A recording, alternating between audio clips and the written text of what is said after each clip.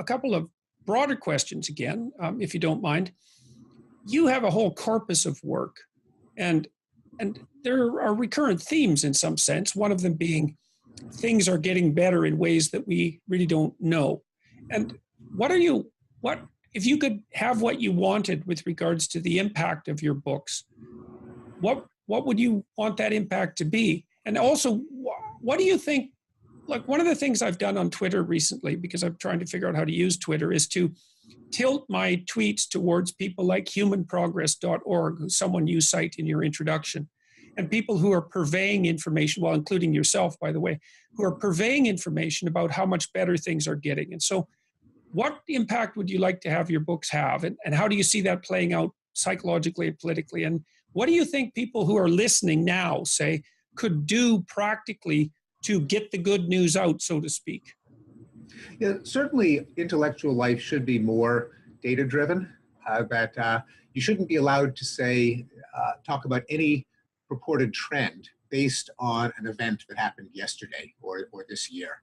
Because trend means change over time. And in so many areas, we really do have data, and it's just irresponsible not to cite those data, particularly since they have become increasingly available through websites like Our World in Data and Human Progress.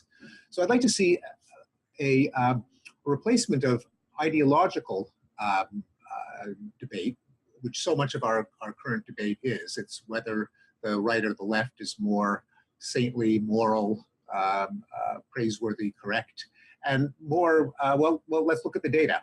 Chances are that neither an off-the-shelf position of the left nor an off-the-shelf position of the right is likely to have it all figured out. No one is omniscient or infallible. These ideologies go back to the French Revolution, and they're unlikely to be a font of solutions to complex problems. Let's try to see what works and what doesn't, and come up with the mixture of what is most likely to solve our problems. Spoken like a true proponent of the Enlightenment. Yeah, I guess. And stepping back even farther, I would like to see a greater integration of the insights and mindset of the science into social and cultural affairs. Mm-hmm. As we talked about earlier in the conversation, this very idea is often met with horror. Yeah, well, you don't. The humanities types, I suppose, in some sense, aren't very happy with the idea that they'd have to learn statistics, and I have a certain amount of sympathy for that perspective, but. Well, there is a horror at the expanding realm of number and data, mm-hmm. And a horror at the thought that ideas about human nature from science, from evolutionary psychology, from behavioral genetics, from social and personality and cognitive psychology, might be brought to bear on our understanding of society, of justice, of art, literature, and fiction. Quite contrary to the mindset of the Enlightenment, where all of the Enlightenment philosophes were pretty serious psychologists. I mean, the field didn't exist at the time, so they weren't called that, but they mined the observations from travelers and missionaries and explorers about the ways of other cultures. They relied on their own observations and common sense.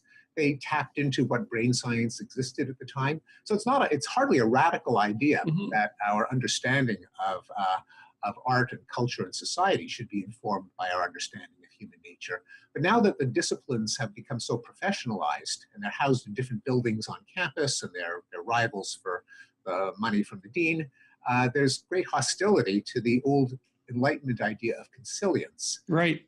There's often a paranoid fear that this means that the sciences will take over the humanities, which of course is preposterous. They wouldn't want to, they couldn't.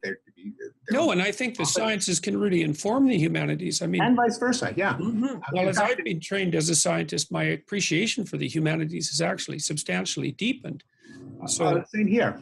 And indeed, in many fields, this is a fait accompli. One of my own fields of linguistics, it's just taken for granted that no one really cares where the humanities influences end and the scientific ones begin. Mm-hmm. Studies of philology, of classical grammar, of texts now blend into statistical studies of corpora, of laboratory studies of speech and language processing, and where the science ends up and ends off and the humanities begins, no one even talks about. Well, the science can also really change your mind. Like, I've looked at individual differences in relationship to political belief. And so I've learned three things from doing that I think are revolutionary, have been revolutionary for me. So the first is that liberal lefty types are characterized by higher trade openness and lower conscientiousness, and then conservatives the reverse. And I think, well, that's quite interesting because it puts the liberal left types in the creative entrepreneurial domain, because that's characterized by high openness, and it puts the conservative types in the managerial and administrative domain. And so that implies that the liberal left types create new ideas and new enterprises, including entrepreneurial enterprises, because the data there is fairly solid, whereas the conservative types manage and administer those enterprises. And so each needs the other. And so there's that nice polarity dynamic. And then there's also the emergent idea that the reason that openness and conscientiousness unite to predict political behavior is because of borders. So open people like the borders between concepts to be fluid so that there's information exchange, and they're not orderly, the liberal types, because they're not conscientious, and so they don't see any utility in keeping things categorically distinct. Whereas the conservatives are afraid of the contamination of things because of the movement of information, and they like to see the borders between things to ensure that that's the case. So the reason that openness and conscientiousness stack together as predictors of political behavior seems to be because of two fundamentally different attitudes towards borders, all the way from the conceptual to the political. So the right wingers think, well, borders are good because that stops contamination, and contamination's a real problem and a deathly problem often. And the liberal lefty types think, no, we want as much information to flow as possible. And both of those perspectives are valid and need to be discussed. Then the other thing I learned from the empirical data was that orderliness, which is the part of conscientiousness that predicts conservatism, is associated with disgust sensitivity. And so that feeds that desire to maintain borders so that there's no cross-contamination. That's associated with what's been called the behavioral immune system. And so those are actually quite revolutionary ideas from the perspective of political theory, that the political belief is temperamentally determined, that the reason that the two temperamental traits determine political belief is because of a difference in attitude, fundamental difference in attitude towards the borders between things, that you can make a case for open and closed borders on evolutionary grounds, and that there's an association between conservatism and disgust, which to me shed tremendous light, for example, on the motivations of Hitler, who was an extraordinarily orderly person and who used disgust-oriented language all the time when he was formulating his policies of extermination. So those are revolutionary contributions of individual difference science to political theory. It's all driven by hard data, statistically derived. Well, I agree, and I can sense the kind of paranoid reaction that these claims might elicit among some traditional political theorists and thinkers. That, oh, are you saying that that conservative beliefs are nothing but an expression of disgust sensitivity? And of course, it doesn't apply that.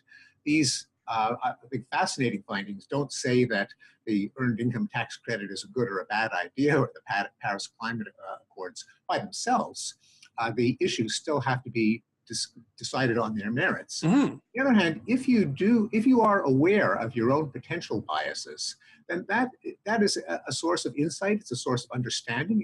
It could cause you to step back from your own convictions and be more receptive to arguments on both sides. Mm-hmm. Of course, it's definitely done that for me. But it can't not be helpful. It can't not be an important source of insight as to how political debates unfold. Yeah, well, if you know that the liberal left types are necessary for the fostering of new enterprises and the conservatives are necessary to run them, then that certainly indicates why both groups not only are necessary, but are of mutual benefit. Somebody has to maintain systems and someone has to expand them. And those things are going to work in opposition to one another because expanding a system often fragments it. So there's going to be tension, but no system can remain static forever. And completely untrammeled transformation throws everything into chaos. So there obviously has to be a dialogue between those two viewpoints. It's like an opponent process issue, essentially. And Yes, and all of us ought to be more aware, have more insight into how our own psychological proclivities might affect the positions that seem to each of us to be obvious. to be well, and that is what they do, right? Because the temperamental variables actually tell you what is self-evident. That's how they operate. And my understanding from the literature that you're citing is that the variance in opinions that is correlated with innate personality differences is also the hardest to get people to give up, to persuade them of. Yeah, well, no doubt, because I think those temperamental differences are like axiomatic values, and they're grounded in, I think they're grounded in the hyper development of separate circuitry. So it's going to be very, very, I mean, and I also think that, like, if you're an introvert and you want to learn to be an extrovert, you have to learn it micro skill by micro skill, right? There's no revolutionary cognitive transformation that's going to turn you into an extrovert. You can pick up the skills, but it's bit by bit, and it's incremental. And so I think it's the same with political attitudes, is you can develop an appreciation for the viewpoint of people who are on the other side of the temperamental divide, but it's an increment by increment advance, and it's very, very effortful, but it's necessary. It's been really useful to me to see where the cognitive, sociological, political utility of both political temperaments lies, and why it's so crucially important. I mean, with regards to disgust sensitivity, I mean, you might think, well, that's purely reductionistic with regards to the conservative viewpoint, but a lot of people in history have died as a consequence of cross-cultural contamination, right? I mean, there are estimates that up to 90%, maybe even 95% of the Native Americans perished because of their exposure to the Spaniards, right? And so the idea that contamination is a problem when two things that were distinct unite is a truism, and it's a powerful evolutionary force. And equally powerful is the observation that, well, yeah, despite that though, the benefit of information flow, free information flow and trade is so overwhelming that you can't throw the baby out with the bathwater. Yes, it's a case where the evolutionary adaptive value of a motive or of an emotion is explicable, and we can also recognize that thanks to advances in science and technology, the emotions themselves are no longer particularly effective defenses against, in this case, infection by pathogens. We have much better ways of protecting ourselves, but we are stuck with these ancient adaptations, which are no longer quite so adaptive, and indeed may even be harmful, especially when they're extended metaphorically, right, to treat other people on the metaphor of contaminants or pathogens. And you're certainly right that in Hitler's rhetoric, despite the fact that he is often claimed to have used eugenic ideas to motivate the genocide against the Jews, much more of his language came from pathology and Pasteur microbiology. Oh yeah, it's contempt and disgust, man. You bet. Yeah. There was parasites. Parasites, exactly. Yeah. It's really microbiology, not genetics, that gave Hitler his toxic ideas.